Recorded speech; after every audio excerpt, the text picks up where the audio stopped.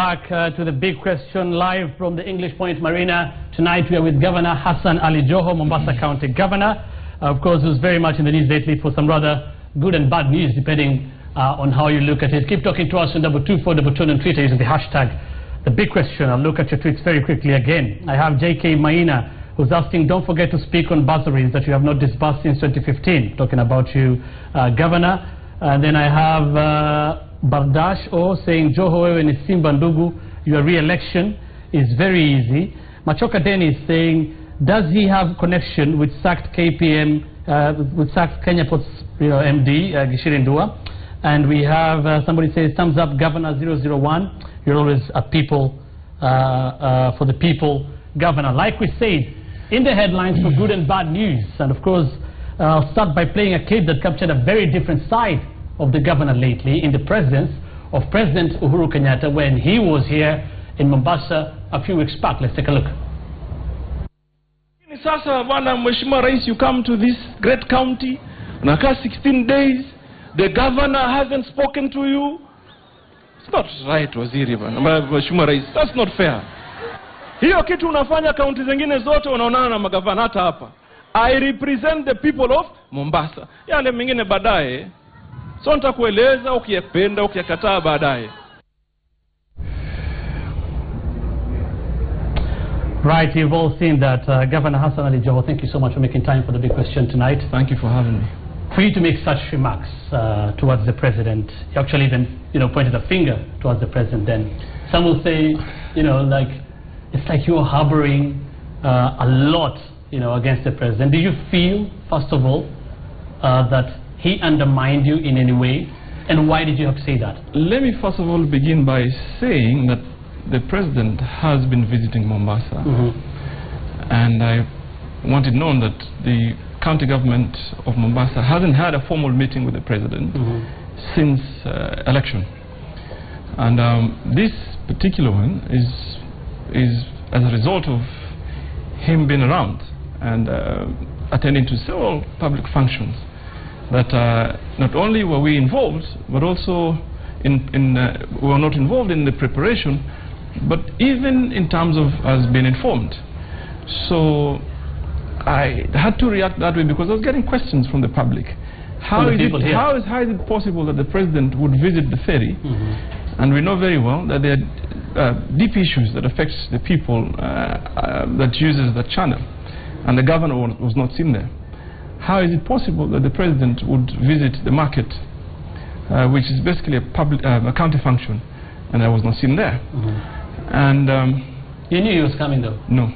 You didn't know he was coming? In fact, I learned about it on the media.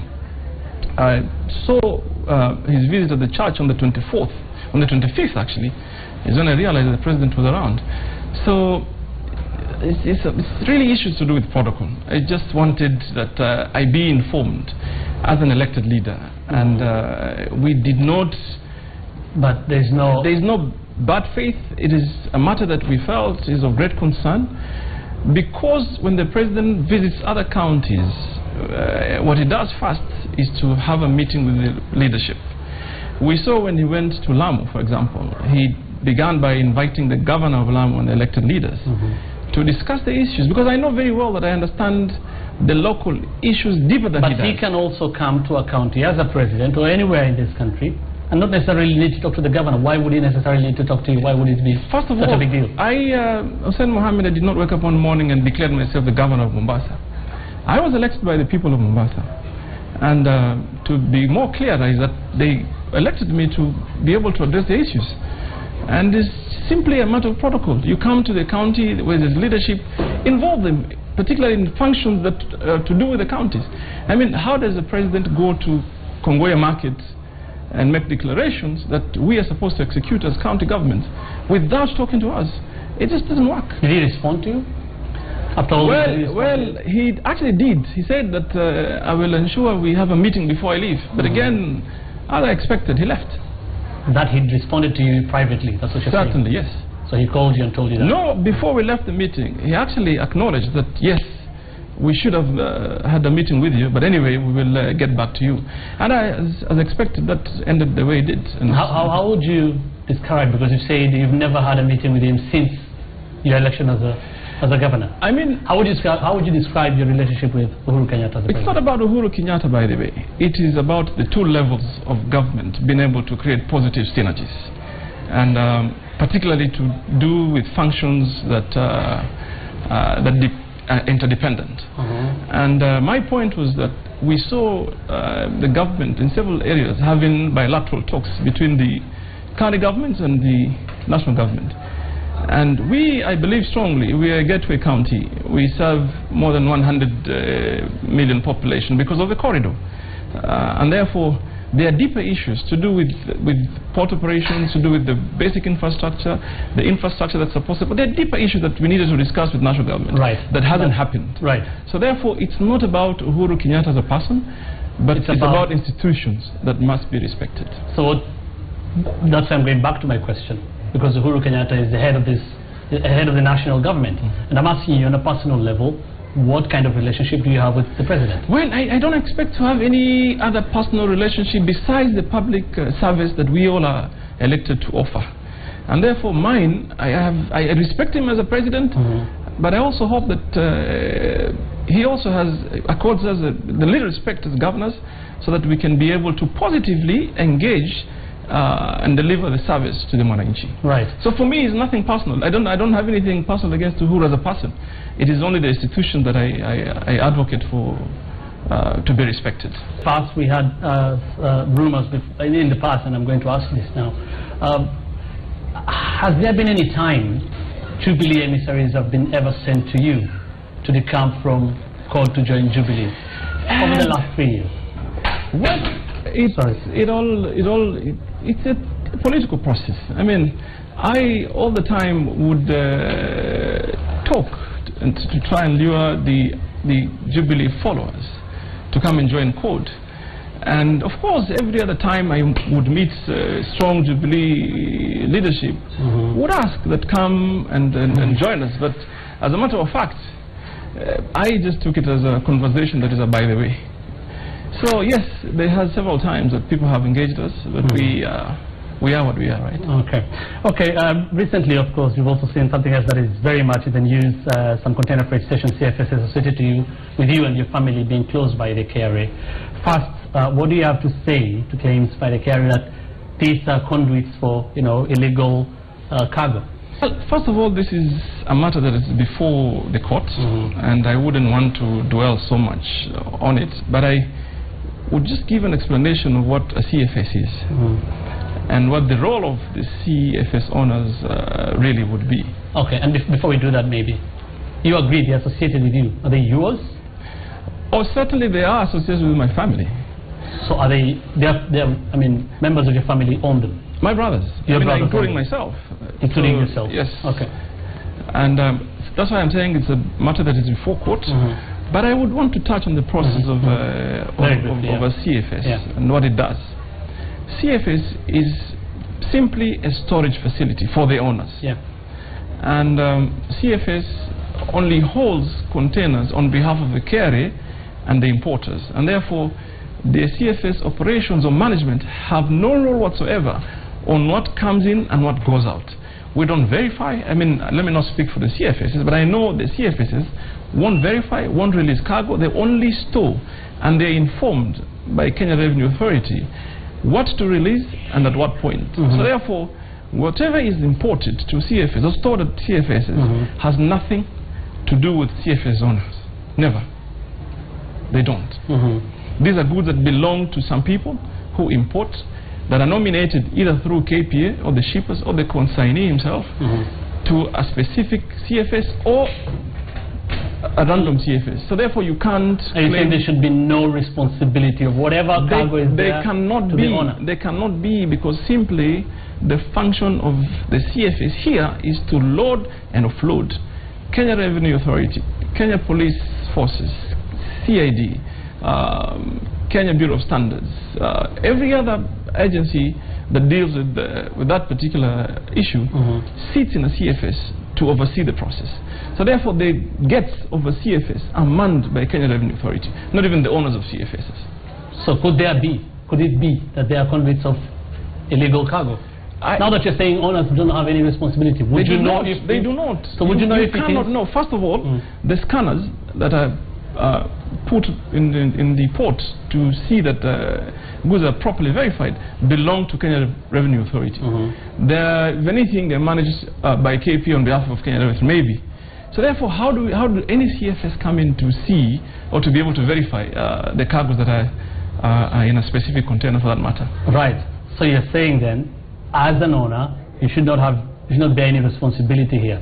So, yeah, you're saying? You can't. You can't. There's no way you can. So if the carrier, I mean, if people are, the carrier is saying it could be a conduit for illegal cargo, it could be. You agree? It could be, because you don't know as the owner, because you're saying. No, I do not agree, because then KRA should come out clear to actually say that this cargo because every cargo has a consignee.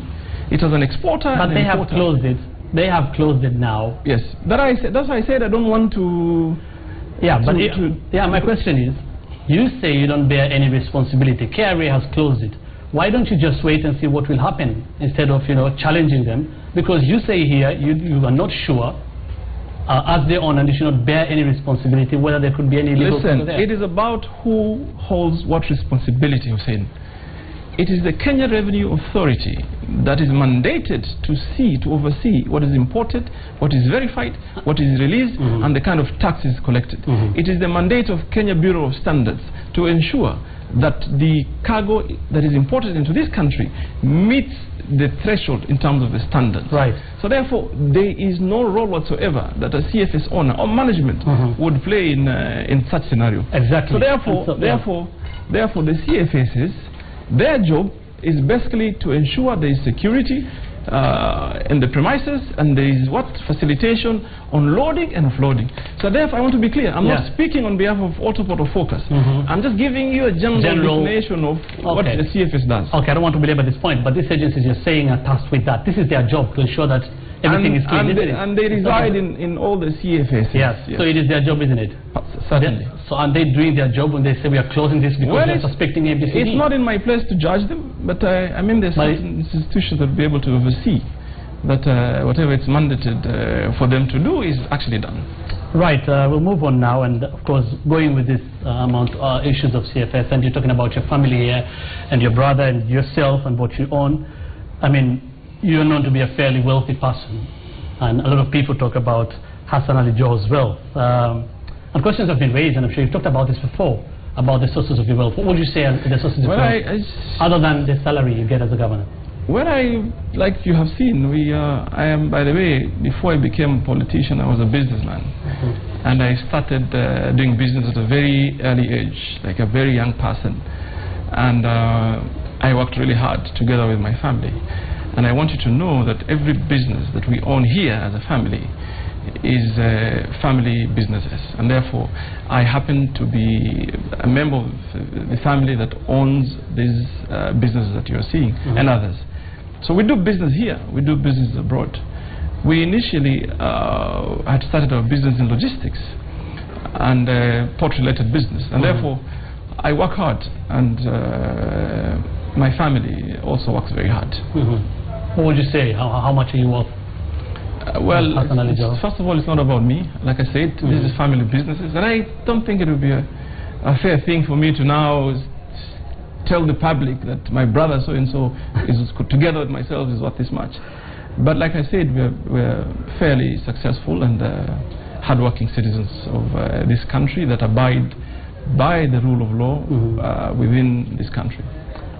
A report, so you're not going to say how much you're worth personally? You don't? Well, like I said, it's about family. I'm not the official family spokesman anyway, so let me not go there now. So you will not, I mean, calculate your wealth in terms of Hassan Ali Joho. You're saying it's calculated as a family? Certainly, yes.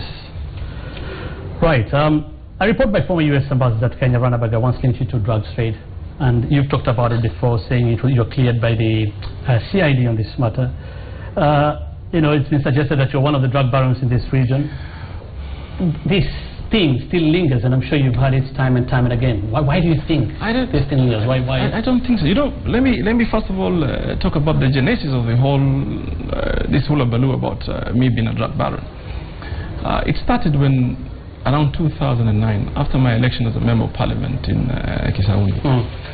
And before that, there was actually no mention whatsoever. But the point is this. In Kenya, unfortunately, when you are seen to be doing well for some strange reason, they have to find a thing to malign you or to mudsling anybody, including other leaders that have been through this process. Now, this began as a joke. When it got to me earlier, somebody actually called me. Somebody actually called me and informed me that there's a dossier that had been taken to Ambassador Renebaga. And I laughed about it. At that point I said, you know, this can't happen. I mean, why would the US ambassador pick a dossier from some funny people and be able to table it through the national government to the central government at that time? So that happened. But the most unfortunate bit is that people focus, even you guys in the media, you focus on the report itself when it was being tabled at Parliament. But you've forgotten that it is the same minister, the late Saitoti, that went back to Parliament and cleared us and said very clearly, very categorically, that they investigated and they found that there was no evidence whatsoever, and they cleared us. So I want you to be talking about the process of investigation and how we're cleared. So as I stand here today, or I sit here today with you, for me that is water under the bridge, and I don't want to... for me, it's the issue that has been... But it lingers, isn't it? You know yourself that it lingers. Unfortunately, the politics around it, the rhetoric around it, is what we probably have to deal with. Do you think it could help if, for example, you stated clearly your sources or your source of wealth and the businesses you're involved with? I mean, first of all... That is why I asked you this question tonight. Hussein, some people say because it's shrouded, you know, because you never know exactly what Joho is doing, how much is worth. First of all, I'm a taxpayer, and therefore, because I pay for the business tax that the business I'm involved in, I have to declare my wealth. And every other time there is an audit process, if not by ourselves or internal auditors, then by Kenya Revenue Authority. And therefore, as I sit here today, I can assure you, when called upon, I can account penny for penny in terms of how the business is created and what we are worth. But I don't think I would want to link my success in business with the dossier that was cleared in Parliament before the end of the 10th Parliament to what we are doing currently. Exactly. So for me, that has no link whatsoever. I'm not linking it. I'm just saying. Would it help if you are a bit more open? I mean, if you said, I'm worth this much, I do... There is no connection here. Like I said, my business is family business, and I don't think I'm the right person really to be able to say that me and my brothers are worth this much. You're talking about, very briefly, you're talking about tax here and paying tax, and we saw what Kerry have said, and Jonathan M. on Twitter saying, shed light on the saga between your business and tax evasion claims, because those have been made.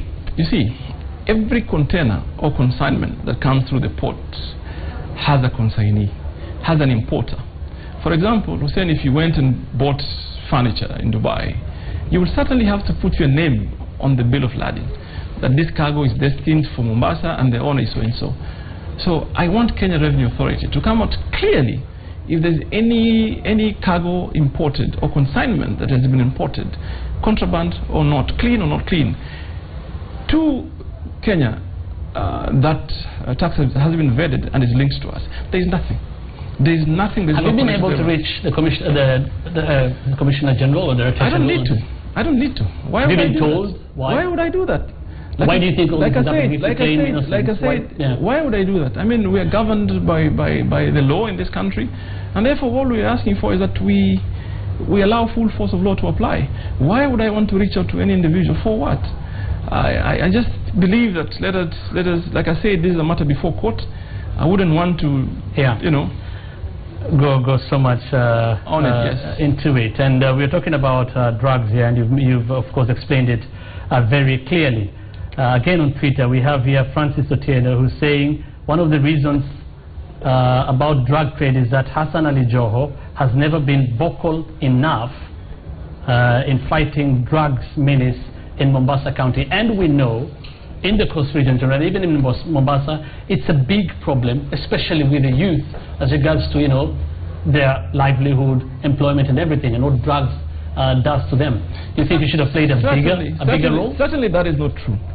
Let me first of all tell you the success in this fight since the inception of county government. We have in Mombasa County Government introduced in partnership with the UNODC the methadone program, which is basically an outpatient program. We have dedicated all our liquor licensing funds into rehabilitation. Today, as we sit here, we have an outreach program that has outpatient addicts, not less than 400, that come every morning to get treatment. We have rehabilitated through the Hassan Joho Foundation in partnership with the Sharif Nasser Foundation and other members of parliament within the county. Over 1,000 of our youth. We have gotten into partnership with the DFID through projects of empowerment using some how do we building capacity of our young people. So we do not only take them through rehabilitation, but we're also training them to be able to empower them to earn a livelihood. So there is a positive story to it, but unfortunately the focus is so much more on the negative of it. But I can tell you today, there is progress. There is progress. If you see young people that register for outpatient rehabilitation, it therefore means that they are committed. At some point it got to a point where we have all the rehabs that belong to us as government, county government, and those that belongs to private people were working in partnership. So this really was a positive synergy that we needed to create to be able to rehabilitate the young people in Mombasa. But you agree it's a big problem here? I agree, but I also have my doubts because I'd seen a report that says that 100,000 young people in Mombasa are addicts, and I have my doubts. We have a million population, so it means therefore 10%. What you're trying to tell us is that for every 10 person, you see there's one addict. That's not possible. But those are statistics given, unless you also have a scientific way of proving that is not possible. Certainly, that's what I'm saying. So there's this hype that has been created around. I suspect it could be for other reasons. For example, there are many NGOs that do benefit from the process itself. So I don't want to critique a document that I haven't really gotten full info. There's just stats that are announced that there's 100,000 addicts in Mombasa, but I know that's not true. Me and you know that. On what basis? I don't know if that is I mean, true. first of all, we are 900,000 population to 1 million. So when you tell me there's 100,000 addicts, it therefore means just over 10% of the residents in Mombasa are addicts. It's impossible. You moved from the airport to Sen today. How many addicts did you see on the way? If there was 100,000 addicts, really, you would have seen a few. I wouldn't want to talk about how many did you see any? Did you see any? I didn't see any. I wasn't paying attention, looking at drug addicts or whatever. But if there was 100,000, you'd have seen. They don't do it in the open. You and I agree that people don't do it in the open. Certainly they do. You'd be surprised they do.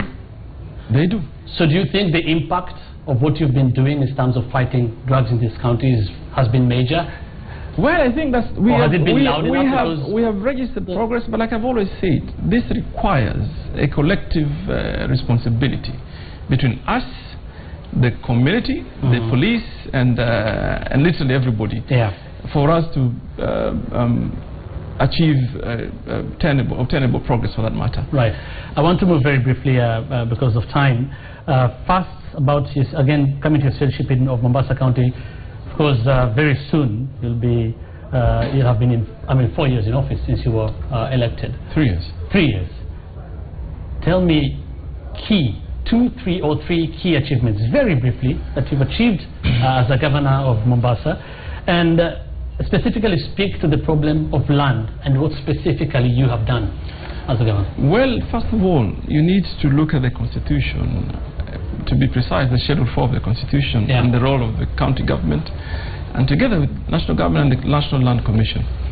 And we, including the Waitiki land, by the way, so that you know, even when we were not asked to get involved, but we still sent our surveyors and equipment to be able to support the process, because we knew very well that was a devolved function, and therefore we had a role to play. Even though, and I want to be clear, even though we were not consulted in the process itself, but we went in to say, you know what, it's about settling our people, and therefore we want to do our part of the bargain, and that we did very well. And as we speak, we've been able to identify all the community land, all the GL that is available. Demarcation has started in the county of Mombasa.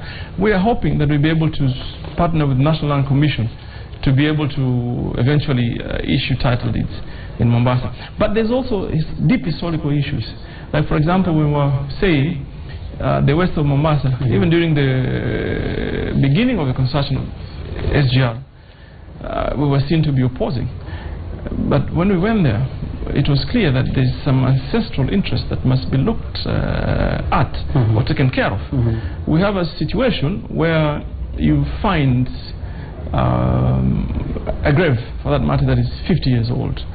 And then the National Commission tells us that this one, because there's no titling, there's no demarcation that has been done, these people only qualify for the improvement.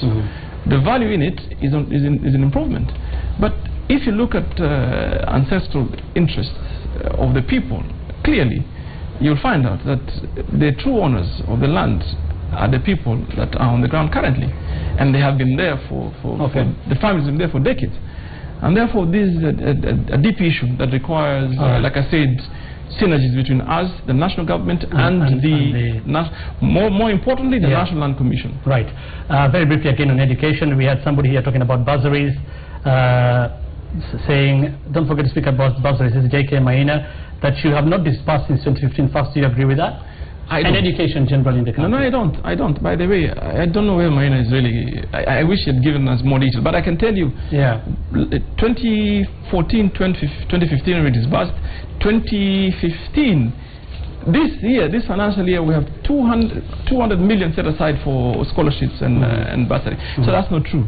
I can tell you we did disburse, and I hope that and I invite him to send me more details so that I can follow up on that matter. Education has been a problem, of course, here, and I want you to speak to it. And speaking of education, again, your credentials were at some point, put to question.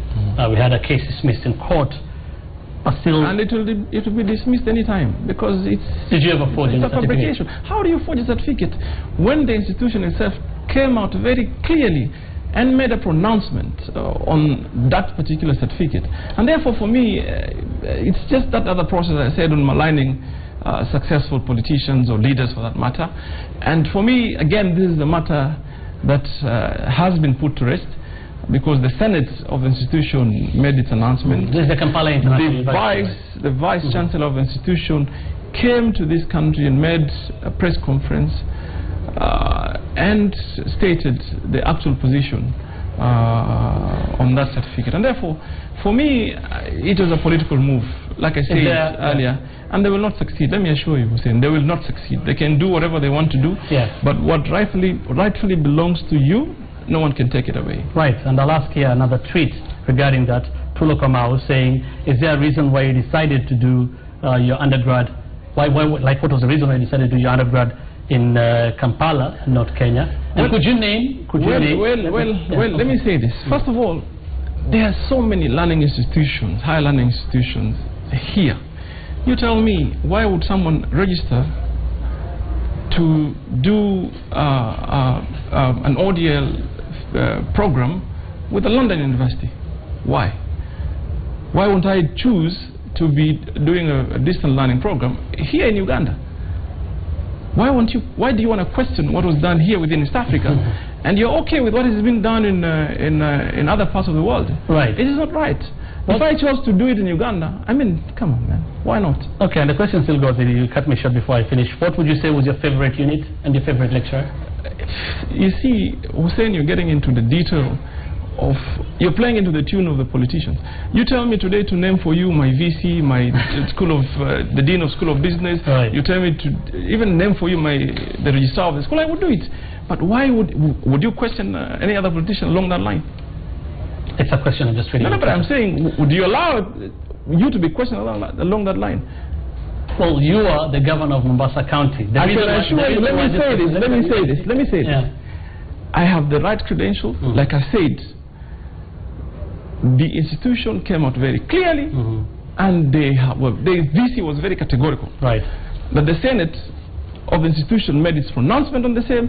So I don't want to engage with sites such as who was your classmate, who was, for example. If you want, you can go and look at the graduation list, or the book for that matter, and you will see who that, the kind of students that I was with, or who they are. Right, we're almost winding up very briefly. Again, we've seen severally you and Nelson Marwa in the county of Mombasa. Why is there such bad blood? Why are you always like not okay with his way of doing things? What is the problem? Well, it's not about not being okay with the way he's doing things. For example, the last issue we had, and I just want to be clear, was that he made some announcement during a national day on certain individuals. Issues to do with some crime. You know, he mentioned some young people that were said to be involved in some criminal activities. He banned, for that matter, a community-based Facebook page that had 40,000 followers. And I felt that was wrong. So it is, again, it's nothing to do with Marwa as a person, but on certain... right. For the record, for our viewers, is the Coast Regional Coordinator. Yes. But by the way, Marwa and I, we have, so that you know, Marwa has worked in Mombasa since 2004 or 3, and we've never had issues. We differ on certain issues, which is okay. You've just mentioned something here, that he banned a Facebook page. He's the one, I mean, that will be challenged if there's a problem of security in this county. That you agree with? I mean, can you ban a page that has 40,000 followers that have chosen to be able to exchange information? Why would you? Okay, that's fine. I mean, first of all, does he have such powers? You are within your rights to argue that. But the question is, this is the regional coordinator, then county commissioner, but now it's the regional coordinator. Either way, he has been mandated with security. He's looking out for the security of this county and now the coast region. Why wouldn't you want to know why he did that before you just attack him and say that is wrong and everything? Oh yes, there's a reason why. I mean, by the way, he has decided so to do that you know, I took time to engage with the police in regard to the same. And there was investigation done. I happen to have been informed on the outcome of the investigation, and that is when I decided to go public on that particular matter. And you remember very well, we were with the member for Vita at the time, because these citizens of this county came together, 40,000 of them, to be able to want to exchange information on criminal activities in the county. Right. And therefore, how do you wake up one morning to say, I've banned 40,000 citizens from engaging with each other? But if he's doing his job, he knows, or he has some certain issues. If it is about people don't. It's like me waking up one morning because health is a default function to say I've closed all private dispensaries or clinics. Don't matter. It is impossible. Right. You have to abide by the law. Right. We've had here, because of time I'll have to move on. We've had here, questions. Like I said, somebody here said, Joho and Simba, Ndugu, your re-election is very easy. Talking about, of course, your re-election for the governor in 2017, whether you'll contest for that seat again. You have all the quality to be president of this country. Are you willing to contest the highest job? Hussein Mohammed, you get into politics because you have ambitions. And I don't want my political career to end with governor. You know very well, governor has a 2-term limit. And therefore, yes, I'm an ambitious politician. And at some point, I have actually declared it, that hopefully in 2022, God willing, inshallah, if God gives us life, I'll give it a shot. There's actually no loss. I have to be ambitious. That's why I'm in it. Right. And you're already having a lot of competition. Of course, we've had people already talking about the 2017 governorship race in Mombasa. And some of your Arsenal colleagues, like that is the price for being in a democratic country. Yeah. Like Hassan Omar. How do you rate his chances? Well, what do you think of his first of all, I want to tell you, this is a man that I have great respect for his contribution towards the fight against human rights abuses over the period. And I happened to have worked with him at some point. I respect him as the senator of Mombasa, and therefore I was informed over his plans to run. And that for me is democracy. And therefore I welcome his his move to want to challenge me on the next. Right, we have to wind up now. Dak Sensei on Twitter saying politics makes him forget. 2017 politics makes him, talking about you, the governor, forget about development in Mombasa, and the issues have been talked about: water, waste collection in this county. What do you have to say about that? People complain about that. Well, it's not true. I went to the World Bank to sign a deal that will see us realize 100,000 cubic meters of supply a day. Right. And by the way, currently, and this is not our doing or making for that matter, we found that when we got into office, the demand for water supply in Mombasa is 200,000 cubic meter a day. Our supply currently stands under 40,000. So we have a deficit of about 860,000 cubic meters a day. So what we have to do, or what we did, is to be able, first of all, to see if we can create our own source of supply in the county, or work with the neighboring counties and to be able to get supply for to meet the demand. And therefore we have realized serious progress. We today have signed a purchase agreement and funding agreement together with national government and the World Bank. And AFD has even committed to give us close to 10 billion shillings for redistribution. Right. We are reviving our aquifer, our reservoir. So what vision then do you, I mean, you're talking about your vision clearly, but what would you tell very briefly, because of time and sorry for that, to the people of Mombasa County? What should they expect to have, you know? Well, we have begun the journey of, first of all, transformation. We began with our healthcare. Today we are hosting the only level 5 in the region, and I can tell you it's going to be not only the best in the region, but I can challenge any other institution in the country, because we've recorded progress in terms of equipment and the basic infrastructure. When should they expect tap water, running water, and service delivery?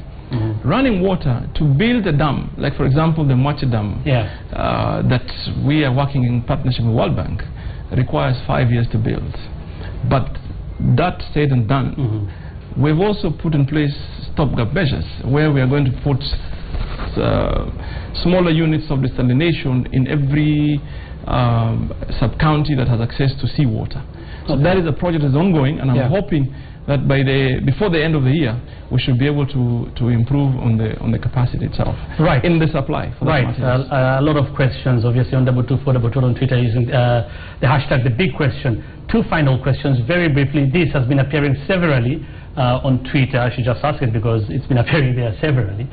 Why the reason to name a street after the late Fidel Odinga? It surprises me that Kenyans would actually fight or engage. No, with the dead person. Fidel is dead. And therefore, first of all, I began by asking a question. Why is it that there's so much focus on naming that road after Fidel? Did you know the name before Fidel? That road was called Nyali Road. Who is Nyali? Does anybody know who Nyali is?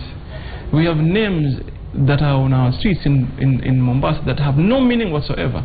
For example, we have Kirinyaga Road, we have Kisumu Road, we have Kisauni Road. Who are these people? Are they personalities? Are they cities? Have they contributed in anything to do with the county of Mombasa? But let me say this. My respect to Odinga family is that Ida Odinga and her children have suffered so much in the struggle of Raila Odinga in liberating this country. And one of the reasons together the leadership of Mombasa, and I'm talking about the county government leadership and the county assembly, saw in it is that Fidel was 8 years old when Raila was first of all arrested and detained for 8 years. So he got back home when Fidel was about 16 years old. And the family has contributed immensely. Some people would argue that indirectly, but they have supported the father during the struggle. And therefore, for me, I stand by my position. That Fidel qualifies. He's a citizen, a late citizen of this country. He has contributed not only in empowerment of the youth, but also the support for the struggle of liberation of this country. And therefore, the name for me was timely and the right decision. And as always, now that is the late Fidel Odinga, our condolences. And unfortunately, I am sad that people are creating this hullabaloo about our brother that is already laid to rest. Yeah. Okay. Yeah. Now that's your views on that. Finally, we'll look at this clip. We saw what Senator Mike Sonko was saying when the president was here, and at some point we saw you refusing to shake Sonko's hand. Let's take a look. Na Kenya baada ya Rais Uhuru, Deputy President, alafu wanafuata, alafu ni Sonko. Wewe relax. Lakini jiuliza kwa nini wakati huu kuitwa karibu?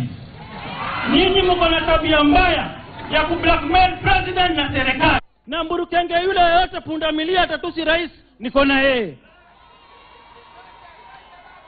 Utatusi na mimi na kutusi hapo kwa hapo. Mimi sijali hata nisiposimama Nairobi. I don't care.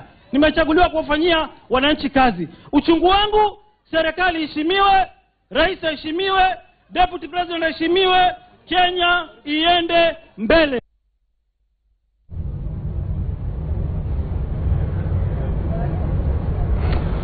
Right. Why? Well, first of all, like I said, I respect almost all leaders, particularly those that are elected. And there's absolutely no way I would wake up one morning and travel to Mandera and imagine that I would abuse Bill Okero or Roba Ali on the issues to do with Mandera. So Sonko did what he did, but I can tell you we're two different people. We are. I respect leadership, he doesn't. And he abused us. We did not respond, and we will not. We will never. Because he accused you of blackmailing the president. I don't. Why would I blackmail a president? And therefore I don't want to respond to Sonko's accusation. Right. That's not my style of leadership. But he did abuse me. And by the way, you do not know what he told me when he came to shake my hand. What did he tell you? I just don't want to talk about Sonko. Leave him. He's a Nairobi senator. They didn't deal with issues to do with Nairobi. But like I said, leaders need to behave better than he does. Okay, we're winding up now. And yeah. Because we mentor people, we aspire people. People look at us differently, and therefore I wouldn't do that. Right, we're winding up now. In just 10 seconds, how important is the Malindi by-election to you? And do you think winning it or losing it will define you as a politician, first of all, as a CORD strongman in the Coast region? Let me begin by saying, first of all, CORD is Coast is a CORD stronghold. Coast region is a very strong supporter of the CORD coalition. And this is based on serious issues, historical issues and even current issues. Yeah. And therefore I am confident that we will win the Malindi by-election because of the issues that the people of this region identify with in terms of a political movement. And yes, we will win. Why shouldn't we win? We have the goodwill of the people, we have the right support base, we have a good candidate, even though they had already started to malign the candidate on credentials, and you have seen it. And fortunately, we're able to deal with it because IEBC cleared him. Okay. And therefore, for us, we will win that seat. Right. We will. Hassan Ali Joho, time is always not enough. And of course, for all of you sending your feedback on 22422 and on Twitter, we thank you as always. But of course, time is not enough, and we'll never ask every question. But all the same, we thank you for that. Thank you so much for making time for the big question tonight. You're watching the big question live from the English Point Marina in Mombasa. In Mombasa County. County 001. County 001, as the Governor Joho says it here. We're taking a short break now on the big question.